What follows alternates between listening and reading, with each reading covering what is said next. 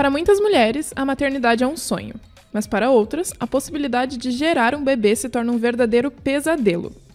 Crise de ansiedade, crise de pânico e taquicardia são alguns dos sintomas da tocofobia, que se caracteriza pelo medo excessivo de engravidar e da hora do parto.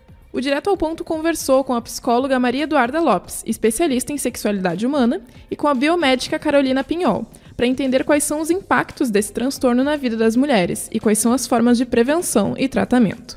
Eu sou a Camila Souza. Sejam bem-vindos.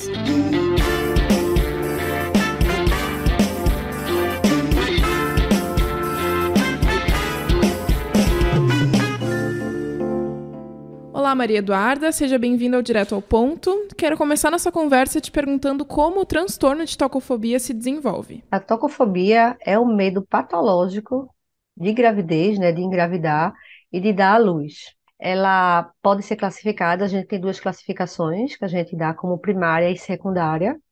A primária geralmente se desenvolve a partir da adolescência, mas não obrigatoriamente na adolescência. Ela pode ser ocasionada um pouco mais adiante, mais velha, devido a abuso ou trauma, algum abuso sexual, a pessoa é vítima de algum estupro, alguma coisa assim.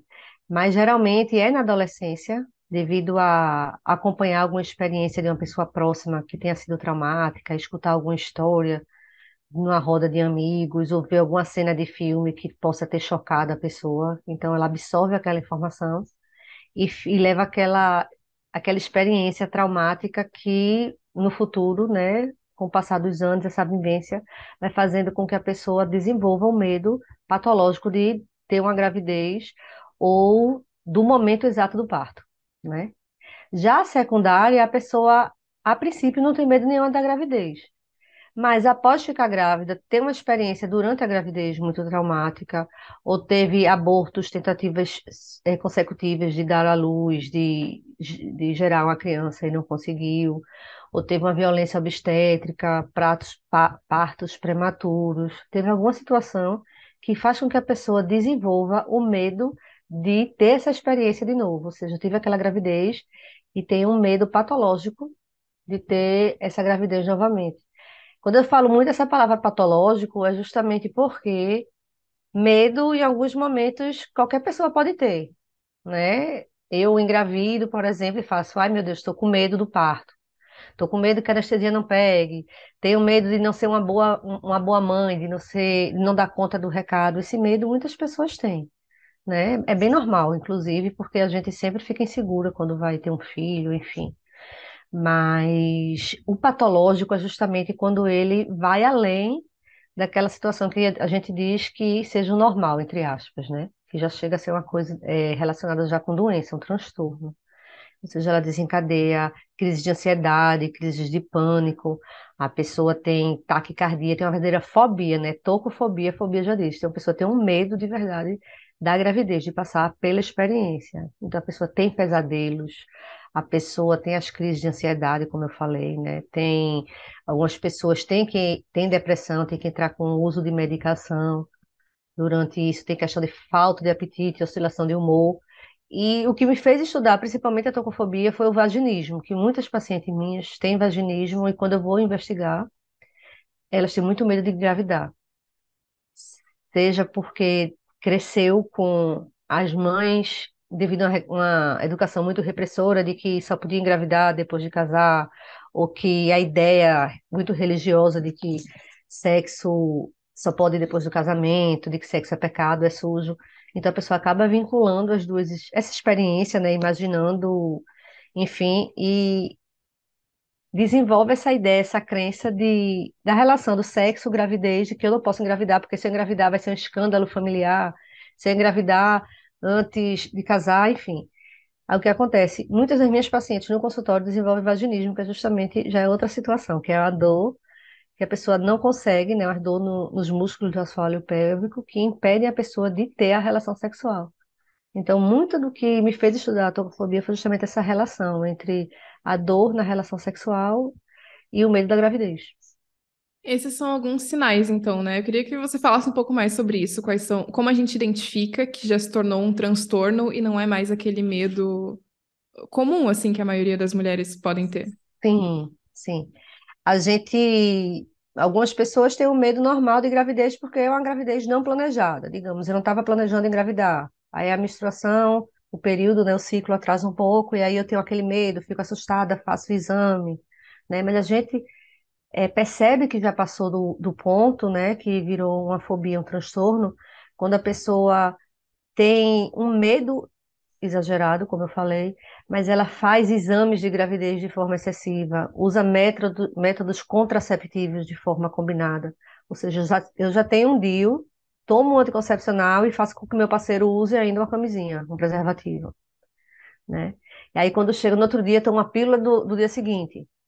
E ainda faço um exame de gravidez, sabe? Então, assim, geralmente as pessoas que têm tocofobia, ela faz esse uso exagerado de métodos contraceptivos, né? Também elas evitam ter relações interpessoais, relações afetivas, sexuais. Muitas pessoas, inclusive, evitam a relação sexual, o encontro sexual, com medo de uma gravidez.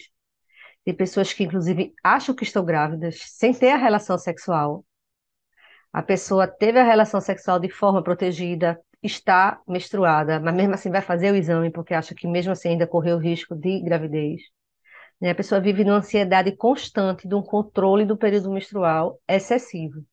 Esses são o medo, são os sintomas da tocofobia, né? Fora os sintomas fisiológicos que eu já te falei.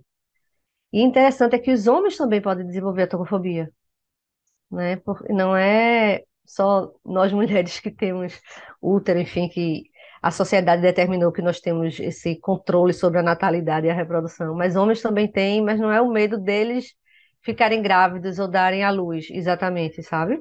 É o medo que a parceira ou o bebê que vai nascer sofra algum trauma durante o parto, durante a gestação, ou o medo de não ser um bom pai quando a criança nascer, né? Ainda fora a questão de reproduzir valores, padrões de comportamentos familiares, né? Esse medo também tem as mulheres, ou seja, eu não quero ter um filho, não quero engravidar porque minha mãe não foi uma boa mãe para mim, meu pai era violento, eu tenho medo de passar. A psicoterapia, então, seria o mais indicado quando a pessoa entende esses sintomas. Isso, porque a gente procura identificar, né, o motivo pelo qual a pessoa desenvolveu esse medo, essa fobia.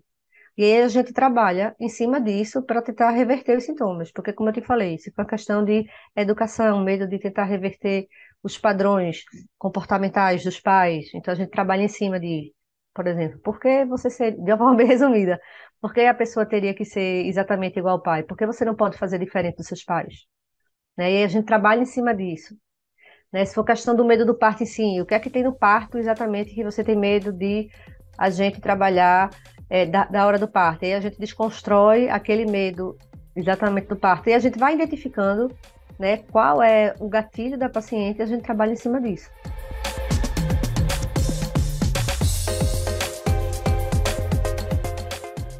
Ainda que a tocofobia se desenvolva a partir de traumas, imagens e relatos sensacionalistas que viralizam na internet podem contribuir para intensificar o transtorno. Exemplo disso são as fotos de bebês segurando o DIU e histórias de mulheres que afirmam ter menstruado durante a gestação. E foi pensando nisso que a biomédica Carolina Pinhol criou o Projeto Ser, uma página no Instagram que incentiva a educação sexual. Carolina, seja bem-vinda. Para dar início à entrevista, eu quero te pedir para explicar como a falta de informação pode aumentar esse medo excessivo da gravidez. Eu acho que falta de informação é um dos principais problemas, porque são assuntos que a gente não vê muito na escola, né? A gente aprende ali o básico de biologia e às vezes nem isso. Já vi casos de meninas que falavam que a própria professora de biologia tinha vergonha de falar sobre sistema reprodutor, né? Sistema genital. Então, isso tudo já vai gerando uma repressão, né? Se minha professora não quer falar sobre isso, então é porque tem alguma coisa errada, né? Porque é um assunto que eu não posso falar. Na infância também, tem aquelas coisas de fecha a perna, tira a mão daí. Você já vai associando isso tudo com algo negativo. Na primeira menstruação, já coloca um medo de, ó, cuidado, agora você já pode engravidar, hein? Agora o seu corpo já está preparado para isso, entre aspas, porque não está preparado, né? A pessoa ainda é uma criança. Então, eu acho que falta de informação é o principal fator que vai gerando esse medo e a falta também de profissionais qualificados para falar sobre isso, né? De familiares com o entendimento de que precisa levar aquela criança, aquele adolescente em um profissional, em um médico, desde a primeira menstruação levar em um ginecologista.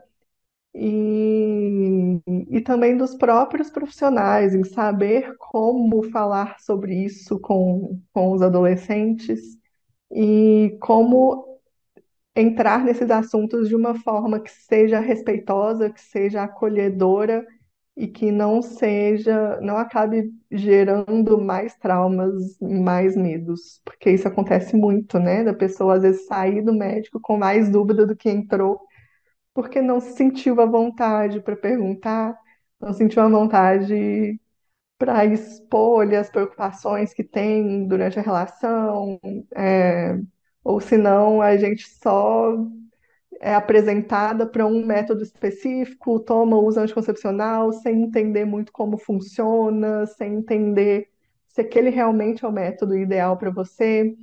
Então acaba usando do jeito errado, o que aumenta o risco de uma gravidez. E por isso a gente vê tantos casos de falha, né?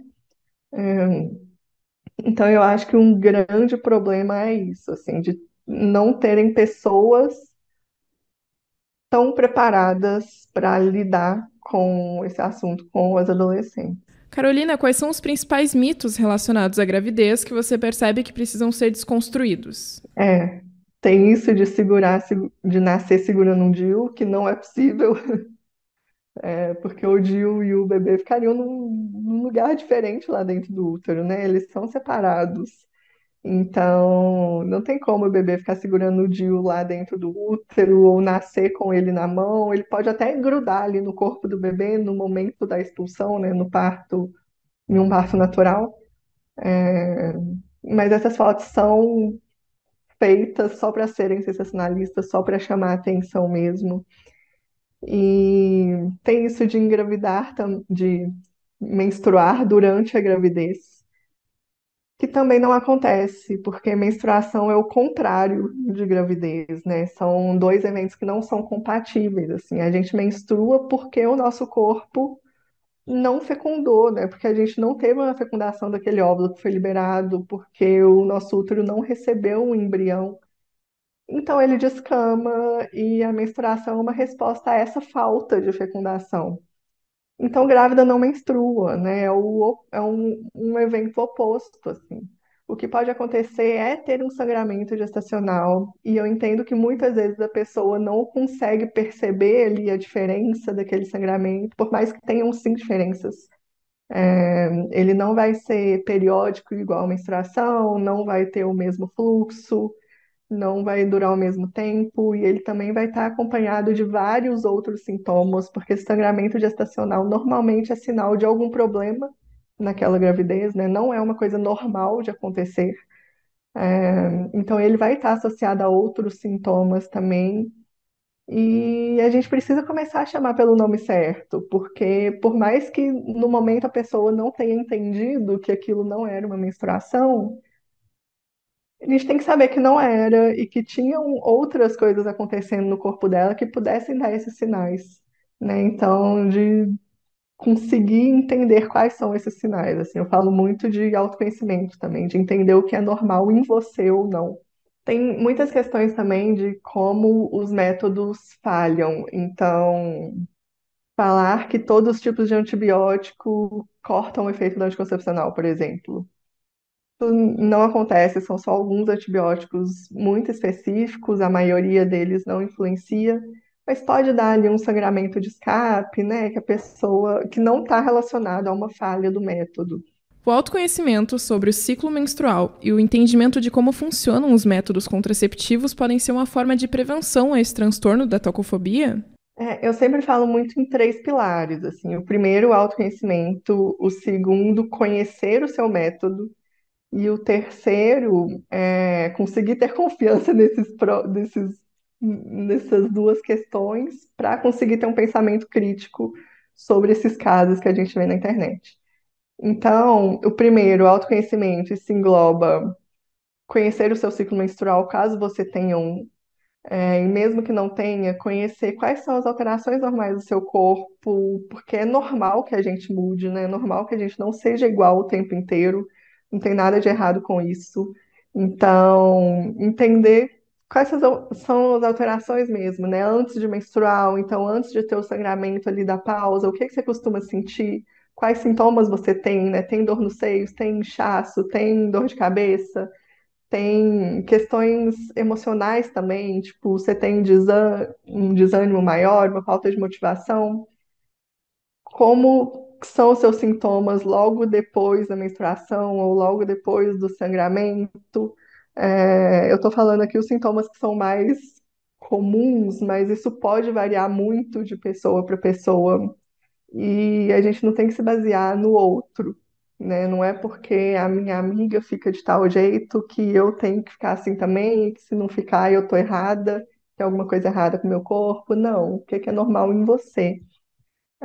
Porque assim você consegue entender quando tem alguma coisa realmente errada ali, entre aspas. Não só de gravidez, mas também de alguma infecção, de algum outro problema que possa estar acontecendo, né? É, E conhecer o seu método também não é só saber qual método você usa, mas saber qual o mecanismo de ação dele, sabe? O que que ele faz no seu corpo? Ele está inibindo sua ovulação? Ele está mudando o seu muco? Ele é um método de barreira só, então ele só vai impedir ali a fecundação de outras formas. Enfim, saber o que que ele altera no seu corpo, né? Como que ele atua saber a forma certa de usar, que eu já falei aqui algumas vezes, isso é essencial.